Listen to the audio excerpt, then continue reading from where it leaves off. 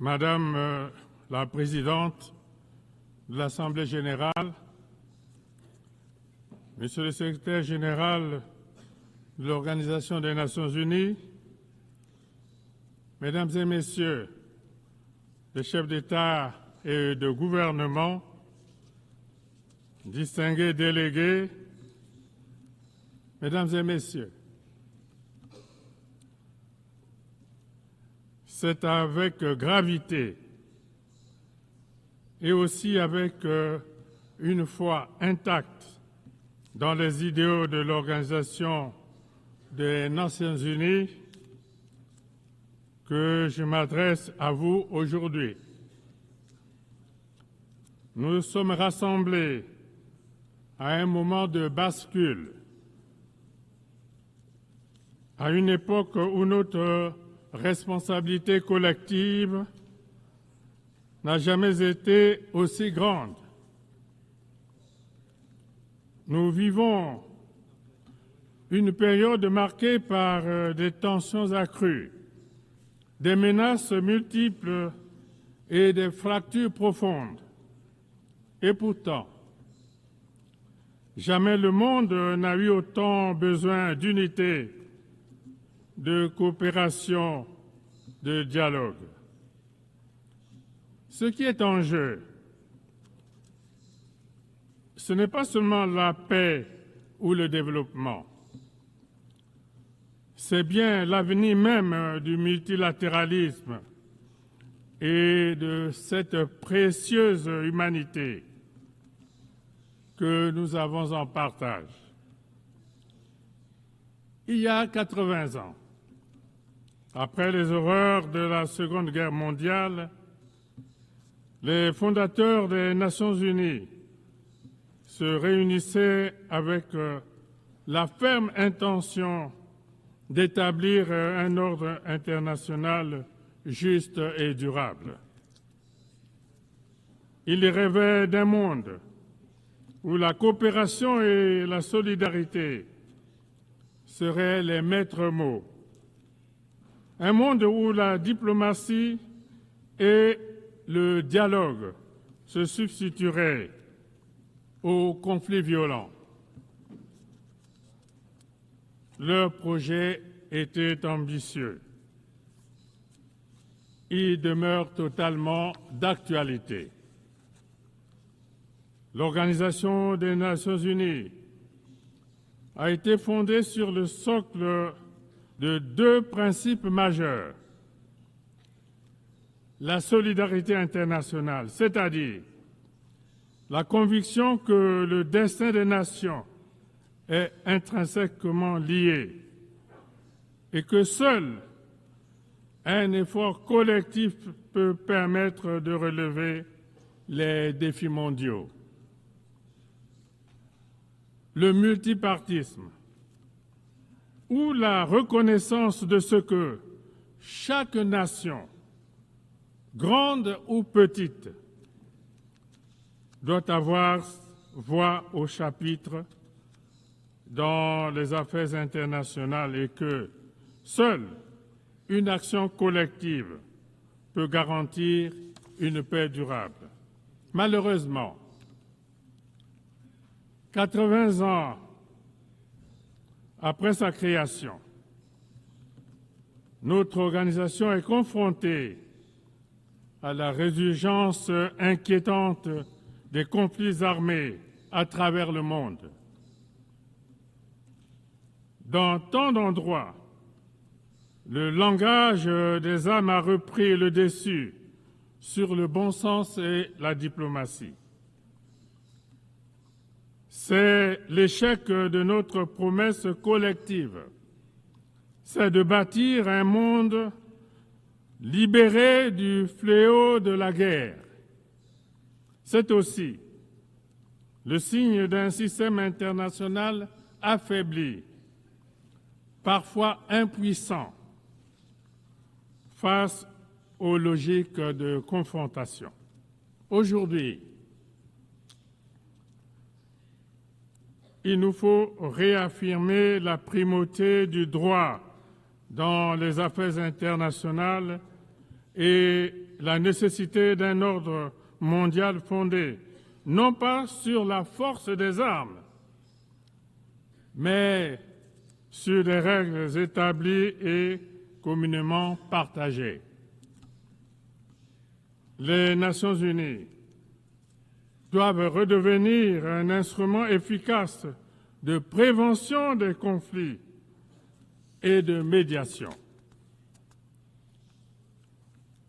Acteurs épris de paix et de justice, qui œuvrent pour l'amitié entre tous les peuples du monde. Le Congo soutient la coexistence pacifique, la tolérance réciproque et la compréhension mutuelle. C'est pourquoi, au Moyen-Orient, mon pays soutient sans réserve la solution à deux États, israélien et palestinien, vivant côte à côte en paix.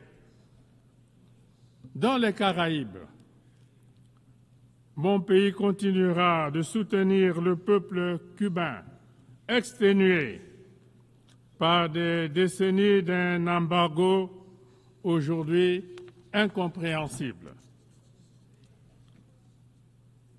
Les tensions commerciales, technologiques et géopolitiques entre grandes puissances et dont nous sommes aujourd'hui témoins fragmentent évidemment notre monde et alimentent la méfiance entre les nations. Elles affaiblissent les chaînes de solidarité internationale et compromettent notre capacité à relever ensemble les grands défis globaux avec de grandes conséquences sur les économies des pays en développement. Cela se traduit notamment par l'instabilité des marchés, l'augmentation des prix des matières premières et des perturbations récurrentes sur les chaînes d'approvisionnement. Or, pour compréhensible qu'elle puisse être, la compétition économique ne devrait pas se transformer en une confrontation systémique. L'une des grandes réussites des Nations unies a indubitablement, indéniablement été d'établir une plateforme solide de coopération entre les nations. Mais aujourd'hui, ce multilatéralisme est menacé par des égoïsmes nationaux et par des politiques unilatérales, source de crises diplomatiques préjudiciables. Cette tendance doit être inversée parce que les défis mondiaux que nous affrontons, notamment le changement climatique, les pandémies et l'insécurité alimentaire, nécessitent une réponse mondiale solidaire, cohérente et concertée. La République du Congo croit fermement qu'une organisation des Nations unies plus forte et plus efficace est la condition indispensable pour préserver la paix et garantir le développement durable. C'est pourquoi nous en appelons à une réforme de ces organes, à commencer par son Conseil de sécurité, afin de les rendre plus représentatifs, plus transparents et plus proche des réalités de notre monde. On le voit bien, le Conseil de sécurité, dans sa composition actuelle, ne reflète plus les équilibres géopolitiques de notre monde. Il est donc urgent de le réformer, non pas en théorie, mais en pratique. L'Afrique ne peut plus rester marginalisée. C'est un continent de plus d'1,4 milliard d'habitants.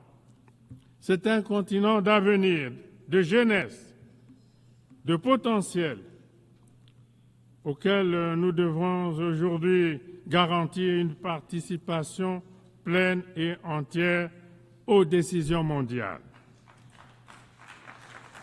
Je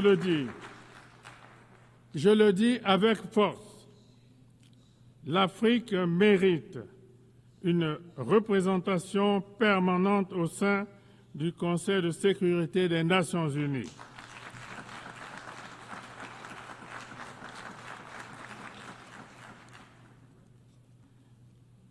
Pas en tant que bénéficiaire d'une faveur, mais en tant que partenaire légitime. C'est l'appel solennel que la République du Congo lance du haut de cette tribune. Il nous faut inventer un multilatéralisme plus intelligent, plus efficace, plus proche des aspirations des peuples, plus représentatif des réalités du XXIe siècle. Ce multilatéralisme doit aussi se traduire en actes concrets, en résultats tangibles, en solutions durables. Les peuples du monde ne nous jugeront pas sur nos discours, mais sur ce que nous aurons su accomplir ensemble. Madame la Présidente, Mesdames et Messieurs, il ne peut y avoir de paix durable sans développement et inversement. La pauvreté, les inégalités, le chômage des jeunes, l'exclusion sont des terreaux dont se nourrissent les frustrations, l'instabilité et l'extrémisme violent. Nous devons honorer nos engagements pour le financement des objectifs de développement durable et mettre fin aux mécanismes qui étranglent les économies vulnérables, comme la dette insoutenable ou les règles commerciales inéquitables. La solidarité internationale reste essentielle pour permettre aux pays en développement de réussir leur transition vers un avenir plus prospère. C'est pourquoi nous devons investir massivement dans l'éducation, la santé, l'agriculture, les infrastructures, les technologies nouvelles, l'intelligence artificielle, etc. Le défi climatique nous interpelle très fortement aujourd'hui. Il transcende toutes les frontières, tous les clivages et toutes les idéologies. Il frappe déjà nos villes, nos campagnes, nos écosystèmes. Il aggrave les conflits, détruit des cultures millénaires et pousse les familles entières sur les routes de l'exil. Face à cela, nous n'avons plus le droit d'agir en ordre dispersé. Nous devons partir en rang serré, dans la solidarité et avec détermination. Cela implique le respect des engagements de l'accord de Paris, un soutien massif à l'adaptation pour les pays les plus vulnérables et une transformation profonde de nos modes de production, de consommation et de financement. C'est l'occasion de saluer l'adoption par l'Assemblée générale des Nations unies de la résolution sur la décennie mondiale du boisement et du reboisement que mon pays a initiée comme l'une des solutions susceptibles de faire avancer notre combat commun en faveur de la préservation de l'environnement et l'atténuation des ravages liés au changement climatique. Le climat ne doit pas devenir un nouveau facteur de division nord-sud. Il doit être un facteur d'unité mondiale, un motif de solidarité planétaire, le mobile d'une espérance partagée. Madame la Présidente, Mesdames et Messieurs, au moment où les nations du monde sont confrontées à de graves défis, certains de ces défis ayant clairement un retentissement existentiel, voilà que s'enclenche une nouvelle et inquiétante course aux armements. Les dépenses militaires mondiales atteignent aujourd'hui des niveaux records, alors même que des millions d'êtres humains vivent dans l'extrême pauvreté, avec un accès réduit à l'eau potable, à une éducation de qualité et aux soins de santé primaire. Des traités sur le désarmement sont remis en cause, tandis que la prolifération des armes de destruction massive, notamment nucléaires, revient au cœur des préoccupations. Cette dérive est dangereuse à tous égards. Elle ne rend pas notre monde plus sûr, bien au contraire. Elle l'expose aux périls les plus graves, dont le risque d'une conflagration généralisée qui échapperait à tout contrôle. Fidèle à son engagement en faveur de la paix et de la sécurité internationale, la République du Congo réitère son appel en faveur d'un désarmement mondial. Le moment est venu de nous investir tous dans la recherche de solutions qui renforcent notre sécurité collective, la stabilité et la prospérité de tous les peuples, plutôt que de nourrir le cercle vicieux et destructeur des conflits et de la violence. Madame la Présidente, Mesdames et Messieurs, dans ce monde instable, beaucoup doutent aujourd'hui, beaucoup s'interrogent. Les Nations unies sont-elles encore utiles? Servent-elles encore à quelque chose? À cela, je voudrais, du haut de cette tribune, répondre clairement oui. Oui, les Nations unies sont même indispensables, mais à une condition, à savoir qu'elles sachent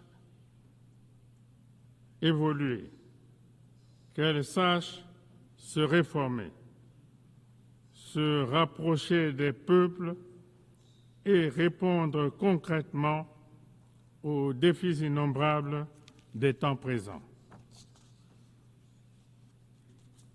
Nous ne sommes pas condamnés à la guerre, au repli et à la méfiance.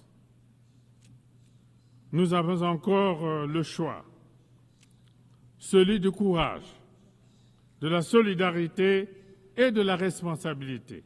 Alors, ensemble, unis dans la diversité, faisons vivre les promesses fondatrices de notre organisation, à savoir la paix, la dignité et le progrès. Ne laissons pas l'histoire se faire sans nous. Je vous remercie.